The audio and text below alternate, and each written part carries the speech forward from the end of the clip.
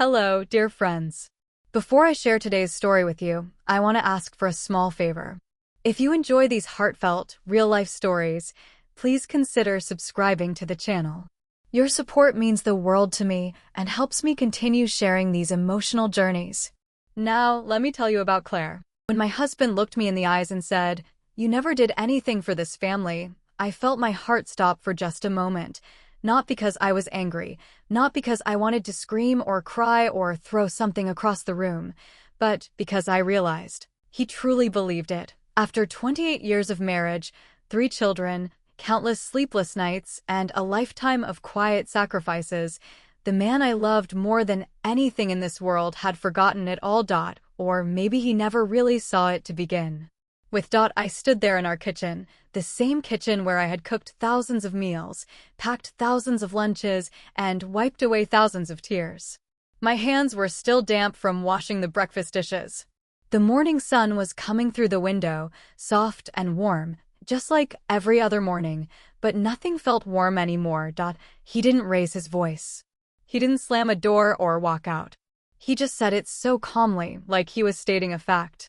Like he was reminding me of something I should already know. "You never did anything for this family, Claire." I wanted to ask him if he remembered the nights I stayed awake when the kids were sick. I wanted to remind him about the job I gave up so he could take that promotion in another city. I wanted to tell him about all the dreams I buried so his could grow, but I didn't say any of that. I just nodded. I smiled a little, and I walked out of the kitchen, because sometimes the saddest part of love isn't the fighting. It's the moment you realize that no matter how much you give, some people will never see it. And no matter how loud your heart screams, some people will never hear it. This is my story. It's not a story about revenge or anger. It's about the quiet breaking of a woman who gave everything and was told it was nothing. I met Daniel when I was 23 years old. He was 25, charming, and full of big dreams. He worked at a small accounting firm back then, but he always talked about building something bigger. He wanted to own his own business someday. He wanted to travel. He wanted a family that was close and happy, and I wanted all of that too. We got married 2 years later, in a small church ceremony with about 50 people. My parents were there. His mother cried during the vows. It was simple, but it was beautiful. I wore my mother's wedding dress, and Daniel wore a suit he borrowed from his brother. We didn't have much money, but we had hope. We had each other. And back then, that felt like enough. Our first apartment was tiny. 1 bedroom, a kitchen the size of a closet, and a bathroom with a leaky faucet that Daniel promised to fix, but never did. I didn't mind.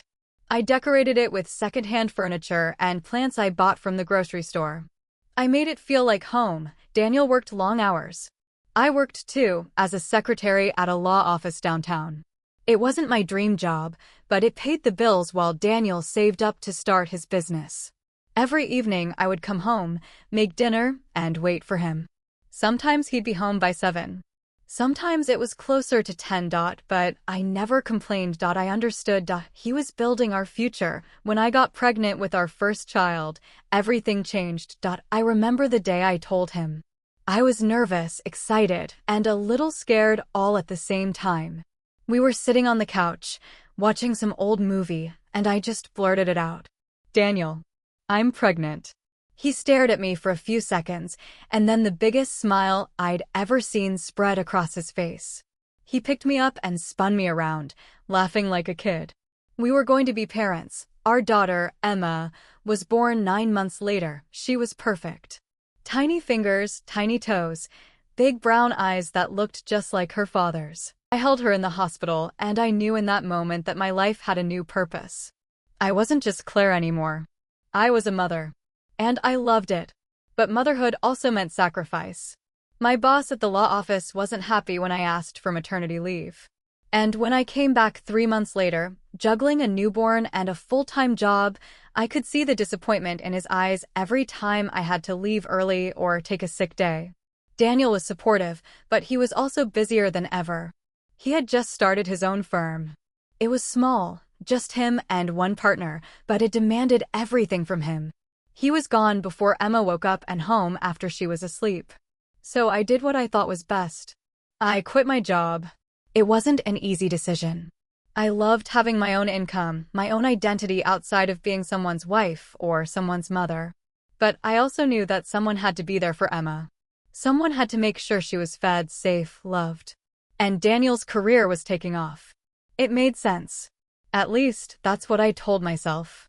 The years that followed were a blur of diapers, playdates, pediatrician appointments, and sleepless nights. We had 2 more children, Michael, our son, and then 3 years later, our youngest, Lily. Our house was loud and messy and full of life. I was exhausted most of the time, but I was happy. I made breakfast every morning. I packed lunches with little notes inside.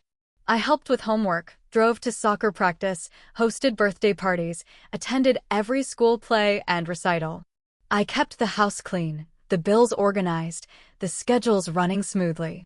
And Daniel worked harder than anyone I'd ever known. His business grew.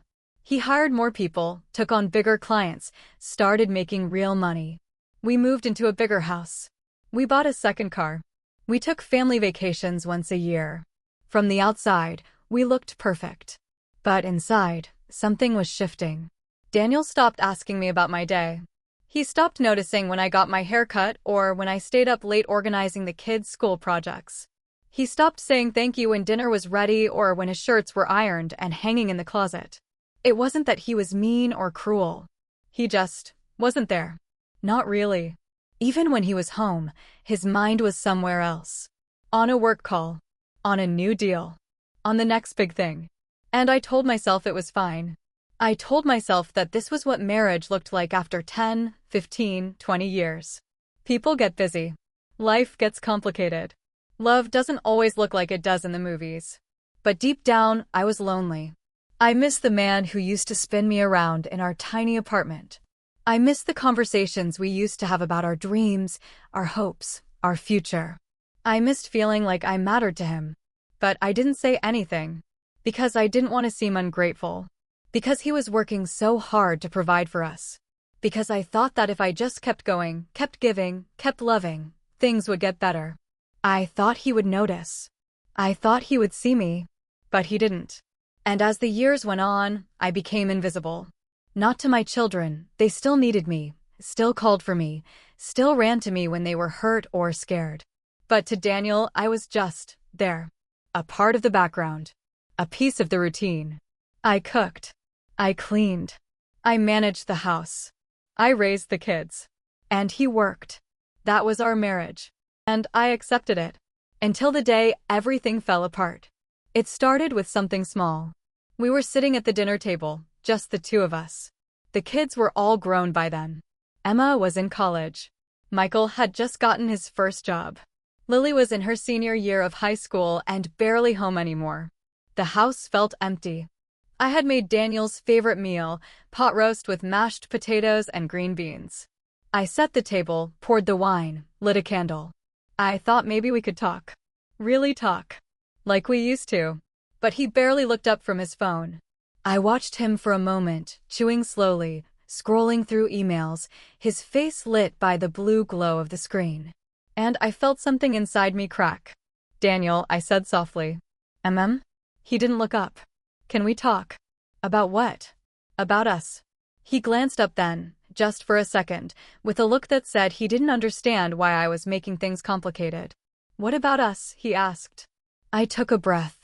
I feel like we don't really connect anymore. Like we're just going through the motions. He put his phone down, but his expression didn't change. Claire, I'm tired. I've been working all day. Can we not do this right now? We never do this, I said quietly. We never talk. We never spend time together. What do you want from me? He said, and there was an edge to his voice now. I work 60 hours a week so we can live the life we have. So the kids can go to good schools. So you can stay home and not have to worry about anything. What more do you want? I stared at him. I want you to see me, I whispered. He sighed. I see you, Claire. You're right here. But that wasn't what I meant. And I think he knew that. We finished dinner in silence. And that night, lying in bed next to him, I realized something that broke my heart. He didn't see me as a partner. He saw me as part of the house. Like the furniture. Like the walls. Always there. Always reliable. But never really noticed. The tension between us grew slowly, like a crack in a windshield that starts small and spreads over time. It wasn't loud. It wasn't violent. It was quiet. Cold. Distant. Daniel started working even later. Some nights he wouldn't come home until after 10. He'd eat whatever I left for him in the fridge, take a shower, and go straight to bed. We stopped having dinner together. We stopped talking about anything that mattered. And I stopped trying. I filled my days with small things: gardening, reading, volunteering at the local library. I tried to build a life that didn't revolve around waiting for him to notice me. But it was hard. Because every time I looked at him, I saw the man I used to love. The man who used to hold my hand. The man who used to laugh at my jokes and kiss me goodnight. That man was gone.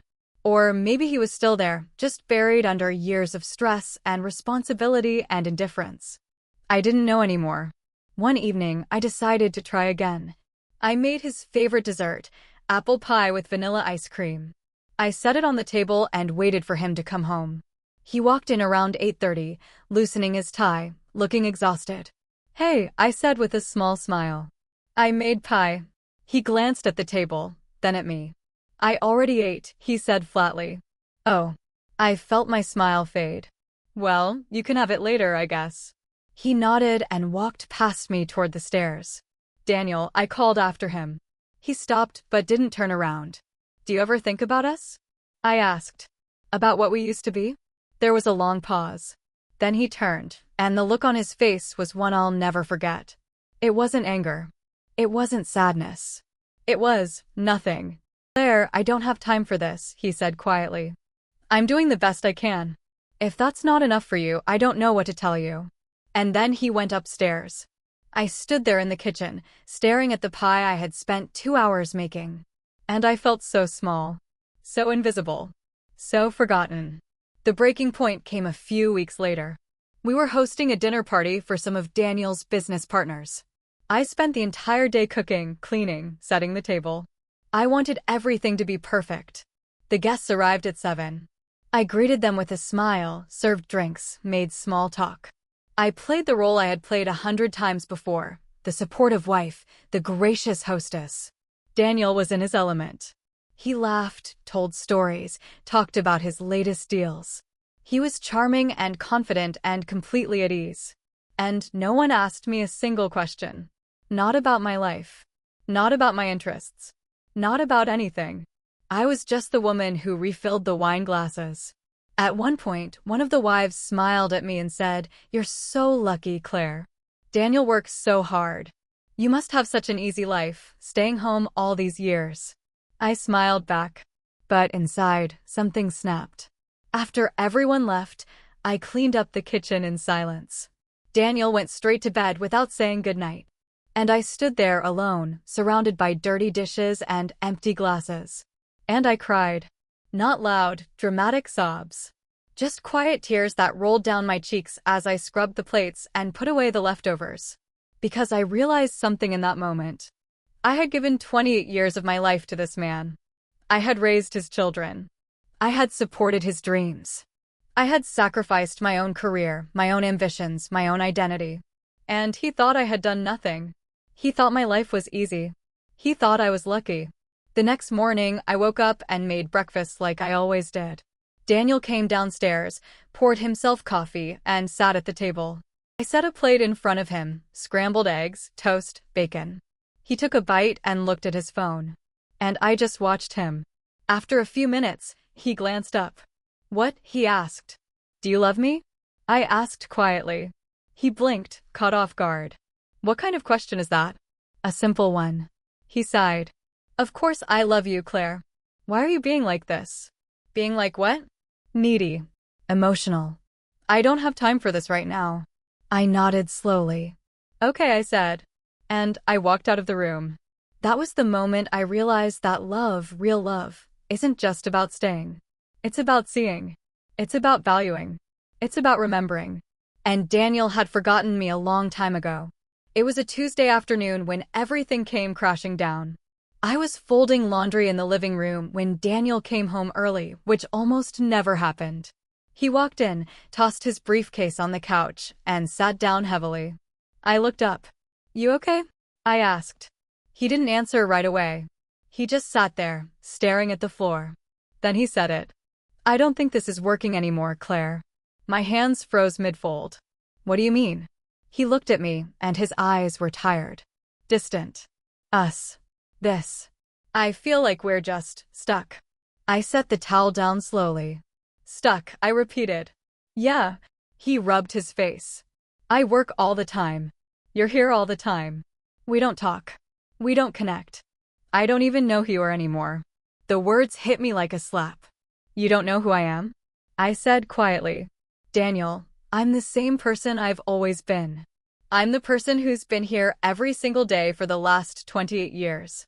That's the problem," he said, and his voice was flat. "You've just been here. You never did anything else. You never pushed yourself. You never grew." I stared at him, my heart pounding.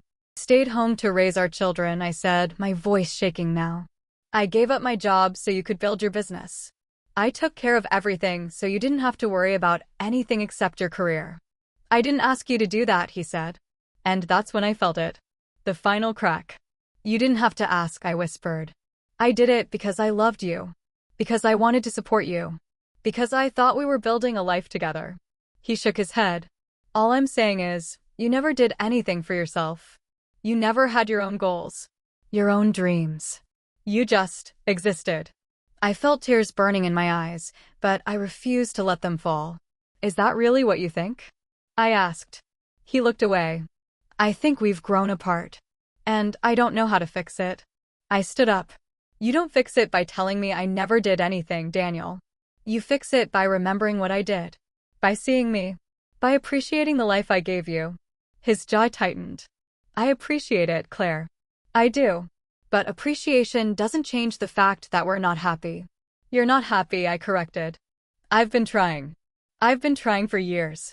He didn't respond. And in that silence, I understood. He had already decided. He had already let me go. I walked upstairs, my legs shaking, my chest tight. I locked myself in the bathroom and finally let the tears come. Not because I was heartbroken, but because I was angry. Angry at him for forgetting. Angry at myself for staying silent for so long. Angry at the world for making me believe that my sacrifices didn't count. That evening, I didn't make dinner. I didn't set the table. I didn't do anything. I just sat in our bedroom, staring out the window, watching the sun go down. And for the first time in 28 years, I asked myself a question I should have asked a long time ago. Who am I without him? Days that followed were strange. Daniel and I barely spoke. We moved around each other like strangers in the same house. He slept in the guest room. I stayed in ours. The kids called, asking if everything was okay. I told them we were fine, just going through a rough patch. I didn't want to burden them. But I also didn't know how to explain what was happening, because I was still trying to understand it myself. One afternoon, I decided to go through some old boxes in the attic. I don't know why. Maybe I was looking for something to distract me. Maybe I was searching for proof that our life together had meant something. I found photo albums, old letters, souvenirs from vacations we took when the kids were young. And then I found something I had completely forgotten about. A journal. My journal. I had kept it during the first few years of our marriage, back when I still had time to write, back when I still felt like myself. I sat down on the dusty attic floor and opened it. The pages were yellowed, the ink faded, but the words were still there. I read entry after entry. About how much I loved Daniel. About the dreams I had for our future. About the job offer I had turned down because we were planning to start a family. About the art classes I had wanted to take but never did. About the novel I had started writing but abandoned after Emma was born. I had forgotten all of it. I had buried those dreams so deep that I didn't even remember they existed. And as I sat there, reading the words of a younger version of myself, I realized something. Daniel was right about one thing. I had lost myself. Not because of him, but because I had made choices year after year to put everyone else first. And somewhere along the way, I stopped asking what I wanted. I stopped dreaming. I stopped being Claire. I became Daniel's wife, Emma's mom, Michael's mom, Lily's mom. I became the woman who made dinner and folded laundry and kept the house running. And I forgot that I was more than that. That night, I went downstairs and found Daniel sitting in the living room, staring at his laptop. I sat down across from him. He looked up surprised. "Can we talk?" I asked. He closed the laptop. "Yeah." I took a deep breath. "You were right," I said quietly. "I did lose myself. I gave up everything to take care of this family, and I stopped taking care of me." He didn't say anything. "But you were also wrong," I continued. "Because I did do something for this family. I gave you the freedom to build your career. I gave our children a stable, loving home. I gave everything I had." My voice cracked, but I kept going. "And the fact that you don't see that, the fact that you think I just existed, that breaks my heart." He looked down at his hands. "I didn't mean it like that," he said softly. "Then how did you mean it?" He was quiet for a long time. Then he said, "I think I've been so focused on work, on providing, on succeeding, that I forgot to see you. I forgot to appreciate you. And I'm sorry." I felt tears sliding down my cheeks. "I don't know if sorry is enough," I whispered. "I know," he said. "But I want to try. I want to fix this. If you'll let me." I looked at him, really looked at him, and I saw something I hadn't seen in years. Regret. Sadness. Love. "I need time," I said. "I need space to figure out who I am again. Not as your wife. Not as a mom. Just me." He nodded. "Okay." And for the first time in a long time, I felt a small flicker of hope. Not hope that we would go back to the way things were, but hope that maybe, just maybe, we could build something new. Something better. Something where I wasn't invisible. It's been 6 months since that conversation. Daniel and I are still together. But things are different now. I started seeing a therapist. She helped me understand that I'm not selfish for wanting to be seen. That my needs matter. That I deserve to take up space in my own life. I also started taking art classes again. Twice a week, I go to a little studio downtown and paint. I'm not very good yet, but I don't care. It makes me happy. It makes me feel like myself. Daniel and I go to couples counseling every Thursday. It's not easy. Some sessions, we barely talk. Other times, we argue. But we're trying. We're learning how to communicate again. How to see each other again. He's been making an effort. He comes home earlier now. He asks me about my day. He looks at my paintings and tells me he's proud of me. And I'm learning to let him back in. Slowly. Carefully. Because trust, once broken, takes time to rebuild. I also reconnected with some old friends I had lost touch with over the years. We meet for coffee, go to book clubs, take weekend trips. And I realized how much I had been missing. I had spent so long being needed that I forgot how good it feels to be wanted. To be valued. To be seen. My kids have noticed the change too. Emma called me last week and said, "Mom, you seem happy." And I realized. I am. Not because my marriage is perfect. Not because everything is fixed. But because I finally remembered who I am.